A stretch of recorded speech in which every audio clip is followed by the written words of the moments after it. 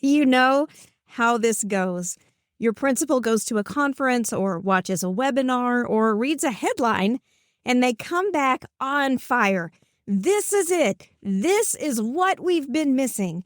And suddenly there are emails, there's a PD workshop on the calendar, and posters going up in the hallway, and everybody's language starts to change overnight because it's not just a suggestion or an idea anymore. It has become a mandate. We are going to transform our school culture. This is going to be a game changer for our kids. And if you've been in education longer than 5 minutes, you recognize this moment because you've lived it before. You've watched the excitement, you've sat through the trainings, you've nodded in all the right places, and then you've watched the whole thing implode while the next game changer was already being announced. But when this one got announced, it felt different because this time they put this one in your hands. And that's how you end up here, sitting in a room with 2 students, 30 minutes notice, a talking piece on the table. One student is leaning back, they're relaxed, almost like they're amused. And then another student is staring at their shoes, making themselves small. The apology comes. It's technically correct because it has all the right words. I'm sorry if what I did made you feel bad. And you sit there watching this with a feeling you can't quite put your finger on because nothing about this situation feels like restoration. It feels like the student who caused the harm just got a very structured opportunity to intimidate again in front of you with your facilitation and a talking piece. The following week, you hear about the same 2 students. And you're asked, can you run another circle? The first one didn't quite stick. And when you say you're not sure that's the right call, you're told, trust takes time. The process just needs more repetitions. Now, you know in your gut, this is not the right intervention, but the problem is you don't have the words yet to explain exactly why. Well, I have good news for you, my friend. That's exactly what this episode is for. Hey, school counselor, welcome back. Here's what I know about you right now. You either love restorative justice or you feel like it's complete baloney. There's not a lot of middle ground on this one. Maybe you've watched it work, but more likely you haven't. Today, we're going to go through exactly what it takes, according to the research, for restorative practices to work. Some of what you hear is going to feel very validating, and some of it is going to make you extremely uncomfortable. So, if you're ready for some straight talk, my friend, some clarity in your work, and maybe a little bit of rebellion, you are in the right place. I'm Steph Johnson, and this is the School for School Counselors podcast. Hey, so today we're going to do something a little different. Instead of telling you what doesn't work, we're going to talk about what it actually takes to do this one right. There are 4 conditions that come straight from the research. And fair warning, some of what the research shows is going to surprise you, even if you've already made up your mind about restorative justice, and especially if you've already made up your mind. So let's start with the most basic condition of all for making restorative practices work in schools. You have to know what you're actually doing. And in restorative justice, that is genuinely harder than it sounds. Because here's something that almost nobody tells you until you dig into the research. There is no agreed upon definition of restorative justice. The field itself calls it a contested concept, which means when someone says research supports restorative justice, the first question has to be, okay, which version? Because that label gets applied to a lot of things that are not the same. Quick hallway conversations, classroom check-ins, and formal harm conversations that last an hour or more are not all the same things. Their approaches and their underlying intentions and frameworks are not interchangeable. And this isn't just a problem of semantics. It has direct consequences for the research. If we can't agree on what we're studying, we can't actually know what we're measuring when we say it works. Think about what that means. Was that school doing what your school is doing? Was that circle the same kind of circle? Was that coordinator the same kind of coordinator? Maybe, maybe not. And nobody in that training room is asking those questions. This is also where something deeper is worth talking about, because the problem with defining restorative practices isn't accidental. There is a pattern in Western education where we encounter something cool rooted in indigenous knowledge, something communal, relational, embedded in a specific cultural framework, and we grab onto the one piece that fits on a poster. We strip out the community, the accountability structure, and all of the context that made it work in the first place, and then we hand the remainder to the schools. We slap a name on it, and we call it a strategy. We did that with Maslow. If you listen to the last episode, episode 191, you know Maslow's hierarchy has serious evidence problems. But here's something I didn't cover in that episode. And it's the fact that the origin story goes way deeper than most people know.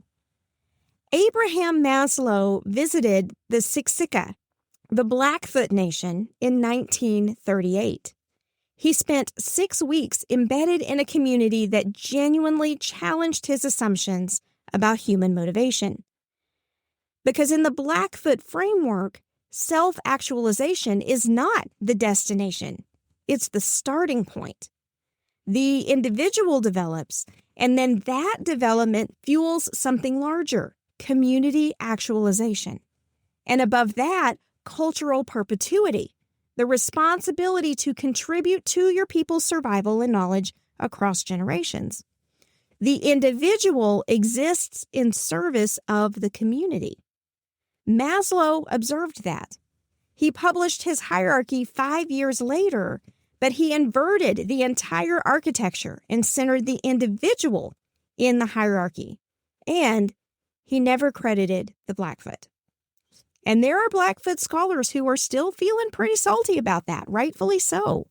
Though, to be fair, the foremost researchers on this specific question, Blackfoot scholars Ryan Heavyhead and Narcisse Blood, stop short of calling it stealing.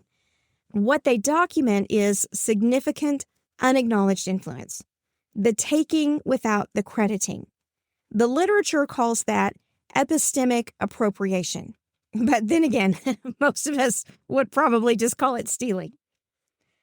Then we did it again with mindfulness, a 2,500-year-old Buddhist ethical practice, communal, inseparable from the Eightfold Path, and grounded in collective liberation. Mindfulness got redefined as individual stress management. It was stripped of its ethical framework, stripped of its communal purpose, and handed to schools, where it became a glitter jar in a calm corner. And now we're doing it with restorative justice. Indigenous peacemaking practices that only worked because they were embedded in a community with shared values, shared accountability, and shared commitment to long-term relationship repair. But we packaged it into a one-day PD and handed it to educators. In all 3 cases, what made the original meaningful is exactly what got taken out, which is why we can't even agree on what to call restorative practices, and why the research is so hard to interpret. You can't call it what it is because we've lost track of what it actually was. So knowing what it is that you're actually doing isn't just a technicality. Before your school implements anything called restorative anything, someone needs to be able to answer these questions clearly. What specific model are we using? What does it include? What does it explicitly exclude? And is everyone in this building working from the same definition? And if any of those answers are vague, your foundation is already cracked before you've laid a single brick. Restorative practices in schools can work, but it's only if we're honest about what we're actually doing. So then, if the first condition is knowing what you're doing, the second step is having what you need to actually do it. When I was instructed to use restorative practices, I was handed a cue card with 4 guiding questions, and I was told to use it in hallway conversations. That was it. That was the extent of my restorative training. And I'll bet you got something similar if you got anything at all. My friend, that's not a foundation. That's an aesthetic.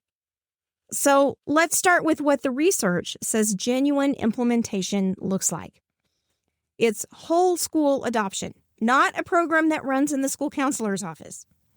It is not a circle here and there only when something goes sideways. It requires every single adult in the building to operate from the same philosophy, the same training, and the same level of commitment. It requires ongoing professional development, not a one-day workshop.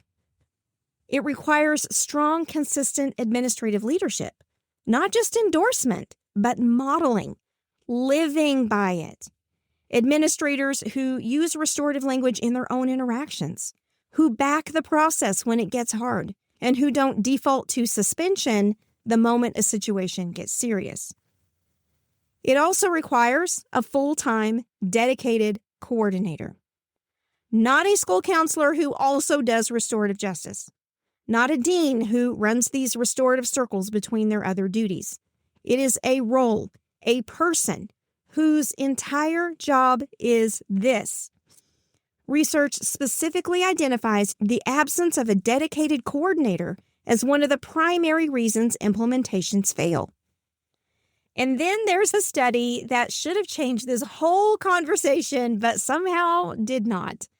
Pittsburgh Public Schools, the Rand Corporation, with one of the first randomized controlled trials of restorative practices in schools. This is the gold standard.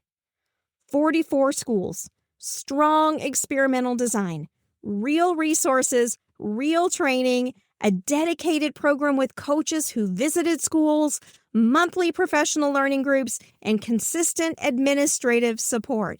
What else could you ask for? By most measures, this was a better implementation than anything most schools ever attempt. And here's what they found. Suspensions went down in both the restorative schools and the non-restorative schools. We need to pause there because that's not how this gets presented. It gets presented like a clean win for restorative practices. Suspensions went down, hooray! But it isn't a clean win. And they couldn't actually say restorative practices caused that change. Maybe there was something else happening in those schools. Maybe it was a national trend. Maybe it was the fact that everybody knew they were being watched. No one really knows for sure, and that is a huge problem. And then when they looked at the other outcomes in this study, violence, no meaningful difference. Arrests, no meaningful difference. And in middle schools, academic outcomes actually got worse, including declines in math scores for Black students. Let that one percolate for a second. Because this was one of the better resourced, better supported implementations in the research literature, and it still could not deliver clear results. So if Pittsburgh, with coaches and training and administrative support and a real program, produced results this mixed, what exactly are we expecting from a laminated card on a lanyard? So before your school moves forward, someone needs to be able to answer these questions. Do we have a dedicated coordinator, and is that their only role? Do we have a multi-year professional development plan, not just a one-off workshop? Does our administration model restorative practices or just talk about them? And are we prepared to sustain this for 3 to 5 years before we expect to see any meaningful change? Because that's what the research says it takes. 3 to 5 years of sustained, supported, whole school implementation. If the answer to any of those questions is vague, you don't have a foundation. You have an intention. and intentions don't repair harm. Restorative practices in schools can work, but not without a real foundation. So if condition 2 was about what your school needs to have in place, the next condition, condition 3, is about what actually happens in the room. And this is where we kind of need to slow down because most people have probably never actually seen what a true restorative circle looks like when it's done well. And that's important because if you haven't seen the real thing, you don't even know what you're aiming for. So a real circle starts before anyone ever sits down. You meet with each student individually. You prepare them. You assess whether the situation is even appropriate for a circle, and we're going to come back to that one in a minute. You make sure that participation in the circle is actually voluntary. Then the circle itself is structured. Chairs in a circle, everyone can see each other with a trained facilitator guiding the process. They don't control it, they guide it. They work through a sequence of questions that move from surface to impact, to responsibility, to repair. There's a talking piece, which means people are listening fully. And all of this takes time. 60 minutes, sometimes more.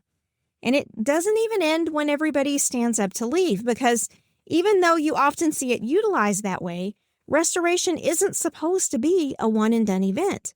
It's a process. So after the circle, someone should intentionally continue to check in. Agreements may have to be revisited. The relationship is monitored, it's tended to, and it's more deeply cultivated. That's what repair actually looks like. And that is not what we are doing in schools. Compare that vision to what most schools are calling a restorative circle. 2 students sitting across from each other at a desk. Tell me how that made you feel. There's silence, there's a shrug, there are some single sentence answers, a tentative agreement, and done. That's the whole thing. And out of that, everybody wants to believe that the situation was handled because it looked like the process and it sounded like the language. It checked the box, right? But if you're being honest, these situations are not the same thing. They're not even close. And this is where everything gets really blurry because we start confusing resolution with restoration. And those are not the same thing. Adding to that, reparations do not equal restoration. An apology is not repair. An agreement is not trust. And getting everybody back to class as quickly as we can is not the same as actually addressing what happened. So be honest with me for a second. If you were asked right now to lead a full restorative circle, the kind that I just described, for 60, maybe 90 minutes, with multiple students and real harm that has occurred, would you actually know how to guide that conversation all the way through? You could probably get it started. You could ask good questions. You could get people talking. But then what? When it gets tense, when somebody shuts down, when the conversation drifts, do you have a structure to bring it back? Because most of us were never, ever trained to do that, not at that level. And that is not a deficit on your part. That is a mismatch between what's being asked of you and what you were actually taught. Now, here's another thing that nobody ever covers in PD. There are 3 things that almost never get mentioned in this process. The first one is the harmed student. Almost everything that is written about restorative justice focuses on the student who caused the harm, their accountability, their reintegration, their behavior change. And that's probably not an accident because modern restoration practices were adapted from the criminal justice system. That's literally why it's called restorative justice. In that context, the offender is the subject. The process is built around them. Accountability, consequence, reintegration. That's the architecture of the justice system, and it traveled into schools with this practice. But schools are not courtrooms. And the student sitting across from the person who harmed them is not a plaintiff with legal representation and procedural protections. They're a kid who got hurt and who now has to sit in a room and listen to an apology they didn't ask for, facilitated by an adult who may or may not have any good trauma training, with no guarantee that the other student is actually remorseful. And we are calling that restoration.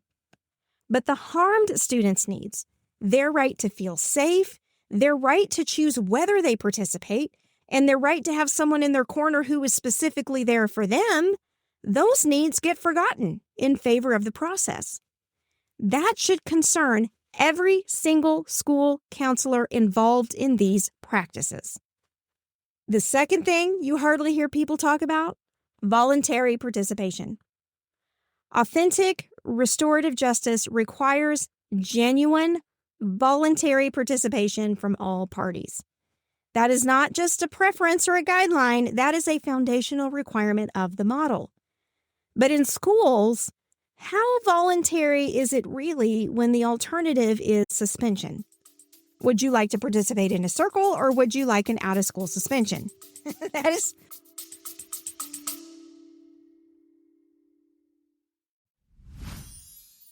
Hey, before we keep going, can I say something? Podcasting is powerful, but there is a ceiling to what we can do through your speakers. Because sometimes you don't just need more information. You need to sit across from someone and say, okay, this is what's actually happening on my campus, and have thoughtful people think it through with you in real time. That's what we're building with the very first School for School Counselors Summer Meetup. This is not a conference with rows of chairs and polite nodding. This is going to be a day and a half of meaningful work around the exact things that determine whether you walk into the school year feeling capable and confident or completely underwater by day 3. We'll talk about what the research actually supports in real schools, what happens when the hard days start bleeding into each other, and how to stay grounded when the job keeps asking for just one more thing. This is the room where you stop apologizing for thinking differently. You'll leave thinking more clearly, you'll have language for the conversations you've been avoiding, you'll have a deeper understanding of what makes you a remarkable human being in the middle of this work, and you'll walk back onto campus knowing exactly what you stand for. If you're looking for cute lessons and ASCA-approved scripts, this is not going to be your event.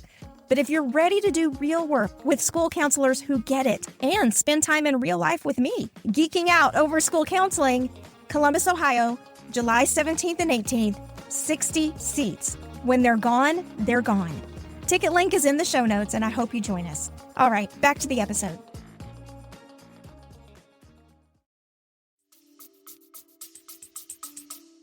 Not much of a choice. That is coercion implemented with a talking piece. And any agreement reached under those conditions is pretty much worthless. And when it doesn't work out, everybody's going to act surprised, except for you. The third thing people rarely talk about is knowing when not to hold a circle. There are situations where a restorative circle is not appropriate, full stop. Like when there's an ongoing safety threat. Restoration cannot happen until safety is established. Those are sequential. They are not simultaneous. One has to happen before the other, not at the same time.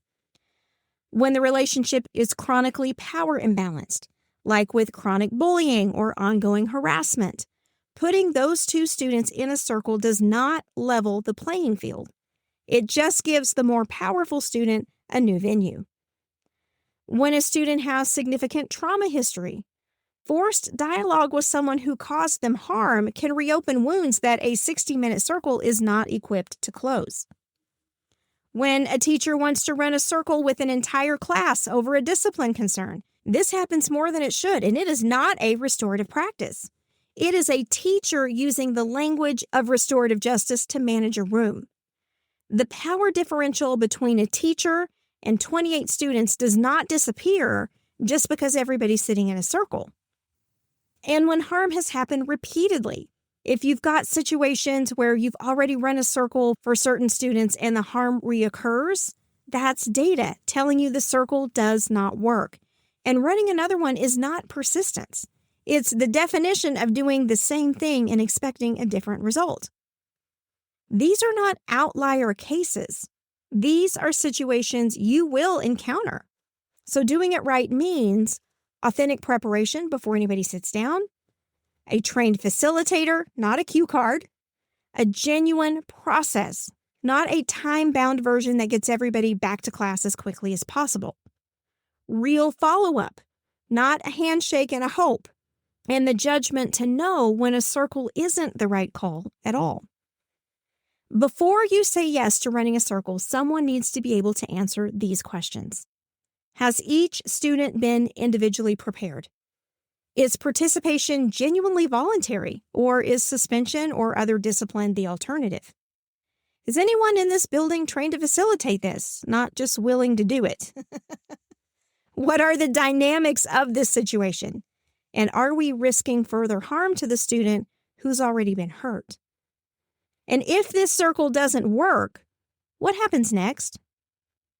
If the answers are vague, you're not doing restorative justice. You're doing conflict management with fancier sounding words. Restorative justice can work in schools, but only if we're willing to do it right and walk away when we know we can't. So we've talked about what restorative justice is. We've talked about what it takes to build a real foundation for the practice. And we've talked about what doing it right actually looks like. Now we need to talk about how we know if any of it's working. Because in most schools, this part goes completely wrong. And it's because people ask the wrong questions. The question most schools using so-called restorative practices are asking is, did suspensions go down? And the answer in many cases is yes. Restorative practices do appear to reduce suspension rates. Multiple studies support that. But there's some problems here. First, if that's the only metric you're measuring, almost anything can look like success.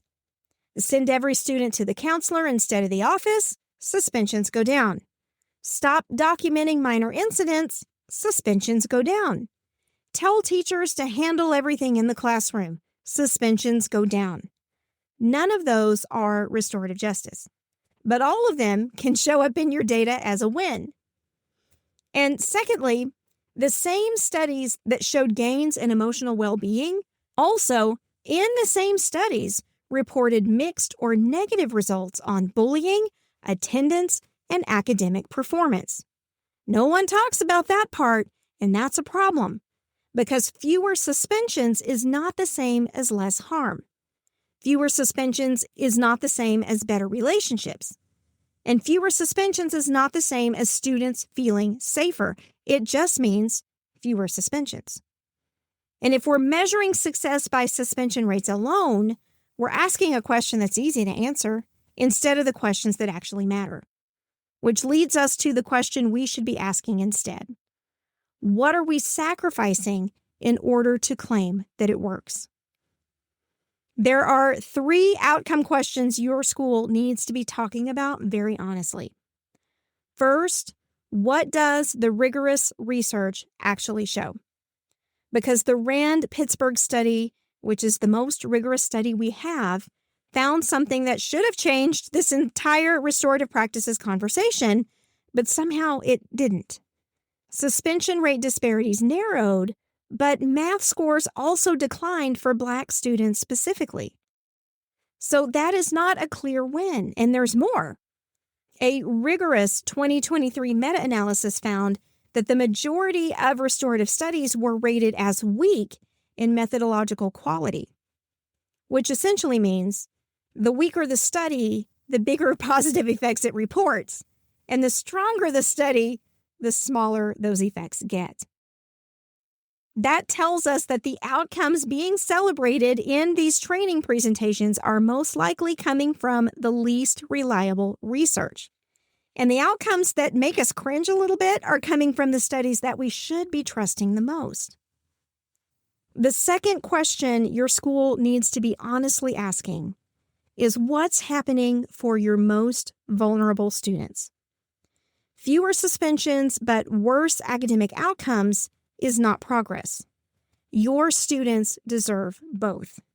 They deserve to not be suspended at disproportionate rates, and they deserve to not lose academic ground in the process. And until we can deliver both, we are not finished. This is the equity argument that gets made for restorative justice constantly, and it's a real argument because exclusionary discipline has produced documented disproportionate harm for Black students and students of color. That is true, and it is worth fighting to change. But the Pittsburgh finding illustrates something uncomfortable. Fixing the suspension disparity and harming academic outcomes in the same intervention is not justice. It's a trade-off. And your students deserve better than a trade-off. The third question your school needs to be honestly asking is durable change actually happening? Are students who participated in circles reporting feeling safer? Does anybody ever really take any time to ask them? Are relationships actually improving, not just on paper, but in how students actually interact with each other in the real world? Are academic outcomes improving, or are we trading discipline data for learning loss? Is the harmed student, not just the student who caused the harm, experiencing something that feels like repair? And is the process producing lasting change, or are we running the same circle from the same students every few weeks and calling it restorative? Asking better outcome questions means being willing to look at that whole picture, even when the full picture is more complicated than the slide they showed you in PD. Before your school declares restorative practices a success, somebody needs to be able to answer these questions. Are we tracking outcomes for the harmed student, not only for the student who caused the harm? Are restorative practices affecting academic outcomes for our most vulnerable students? Is real change happening, or are we seeing the same situations happen over and over again? And are we willing to follow the data even when it tells us something we are not ready to hear? If the answer to any of those is uncomfortable, that discomfort is the whole point. That's the data talking. Restorative practices in schools can work, but only if we're willing to ask and honestly answer the questions that matter. So let's bring this back to you, because everything that we just covered, the definition problem, the foundation gap, the process failures, the outcome questions, none of that is purely theory, right? These are real life, and these situations become real decision points about your school counseling program, your time, and your ethics. And to be real, you often have a layer of administrator pressure coming down on all this too, right? So listen, if your campus is still hyping up restorative practices, know that they can work. The research shows that. But it only works when the right conditions are actually in place. You have to call it what it is, get a real foundation in place, do it right or don't do it, and ask better outcome questions. Are we actually doing restorative justice, or are we just calling something restorative? Your students deserve an approach that's actually built to deliver what it promises, where we're not just bringing them the aesthetic, right? We're bringing them the real thing. And if you've been sitting there thinking, man, this is a bigger problem getting my talking piece is going to solve, you're not wrong. And now you have the research to say so. We have put together an action guide that goes with this episode.